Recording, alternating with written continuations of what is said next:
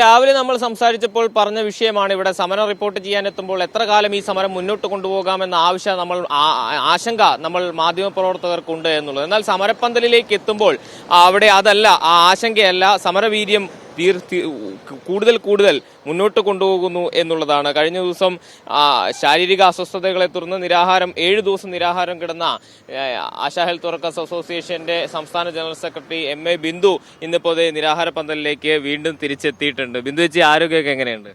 ആരോഗ്യമൊക്കെ മെച്ചപ്പെട്ടു വരുന്നു, കുഴപ്പമില്ല. നമ്മുടെ സ്റ്റുഡിയോയിൽ നിന്ന് ജിൽസി ചേച്ചി ചോദിക്കുമായിരുന്നു എത്ര കാലം ഈ സമരം മുന്നോട്ട് കൊണ്ടുപോകാമെന്ന ചോദ്യമാണ് വരുന്നത്. അത് ജിൽസി ചേച്ചിയുടെ മാത്രമല്ല, ഈ പൊതുസമൂഹത്തിന്റെ ഒന്നായുള്ള ചോദ്യമാണ്. നമ്മൾ ഒരു ജനാധിപത്യ രാജ്യത്താണ് ജീവിക്കുന്നത് എന്ന് നമ്മളിപ്പോഴും വിശ്വസിക്കുകയാണ്, അല്ലേ? അപ്പം അതിന്റെ പ്രതിഫലനം ഉണ്ടാകുമെന്നുള്ളൊരു പ്രതീക്ഷ നമുക്കുണ്ട്. നമ്മൾ തുടക്കം മുതൽ പറയുന്നത് നമ്മൾ അന്യായമായിട്ടൊന്നും ചോദിച്ചിട്ടില്ല. ഇവിടെ നമ്മുടെ CM അടക്കം ഈ മന്ത്രിസഭയിൽ ഇതിനെക്കുറിച്ച് അഭിപ്രായം പറഞ്ഞ എല്ലാ ആളുകളും ഇത് ന്യായമാണെന്ന് പറഞ്ഞു. ഇടതുപക്ഷത്തിന്റെ നേതാക്കന്മാരടക്കം എല്ലാവരും പറയുന്നത് ന്യായമാണെന്ന്. ഈ പൊതുസമൂഹം ഒന്നടങ്കം പറയുന്നത് ഏറ്റവും ന്യായമാണെന്ന്. പക്ഷേ എന്താണ് പിന്നെ അതിനകത്ത് അന്യായമായിട്ടുള്ളത്? പരിഹരിച്ചൂടെ? പരിഹരിക്കാൻ കഴിയുന്ന ആരുമല്ലേ ചോദിച്ചുള്ളൂ. സർക്കാരിനെ ഒരു തരത്തിലും പ്രതിസന്ധിയിലാക്കുന്ന ഒരു ചോദ്യവും നമ്മൾ അല്ലെ ഒരു കാര്യം ആവശ്യപ്പെട്ടിട്ടില്ല. പിന്നെ പറയുന്ന വിചിത്രമായ മറ്റൊരു കാര്യം സർക്കാരിനെ അട്ടിമറിക്കാനാണെന്നാണ്. അതിനകത്ത് ന്യായം എന്താണെന്ന് ഞങ്ങൾക്കറിയത്തില്ല.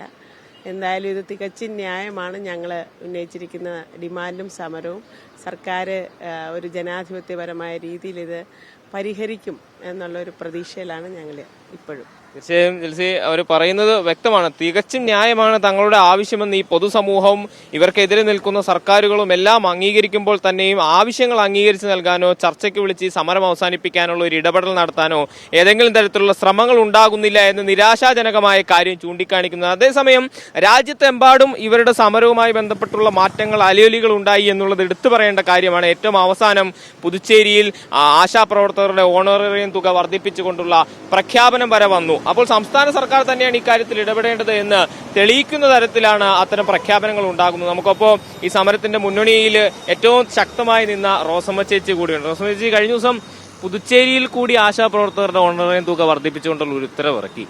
നമ്മുടെ സമരം രാജ്യത്തിന്റെ മറ്റിടങ്ങളിൽ പ്രതിഫലിക്കുമ്പോൾ കേരളത്തിൽ അതിലൊരു പ്രതിഫലനം ഉണ്ടാകുന്നില്ല. അതാ ഞങ്ങളും ആലോചിക്കുന്നത്. ഞങ്ങൾക്ക് വേദനയുള്ളതും അതാണ്. എല്ലാ സംസ്ഥാനങ്ങളും മിക്കവാറും കേരളത്തിലെ മുഴുവൻ പഞ്ചായത്തുകളും ആശാവർക്കർമാർക്ക് ഒരു ഇൻസെന്റീവ് പ്രഖ്യാപിച്ചിട്ടുണ്ട്.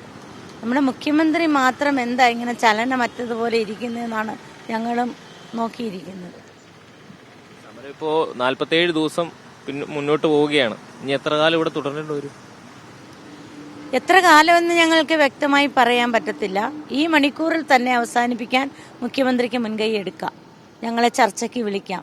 അനുഭാവപൂർണമായ പരിഗണന ഞങ്ങളും പരസ്പര ധാരണയുടെ പുറത്ത് ഞങ്ങൾക്ക് സമരം നിർത്താൻ താല്പര്യമാണ്. പരസ്പര ധാരണയുടെ പുറത്ത് എന്ന് പറയുമ്പോൾ ഞങ്ങൾ ഇത്രയും ദിവസം ഏത് ഡിമാൻഡാണോ അംഗീകരിക്കാൻ മന്ത്രിയുടെ മുൻപിൽ വെച്ചിരിക്കുന്നത്, ആ ഡിമാൻഡ് അംഗീകരിച്ചതിന് ശേഷം മാത്രമേ പുറകോട്ട് പോകുന്ന പ്രശ്നമുള്ളൂ.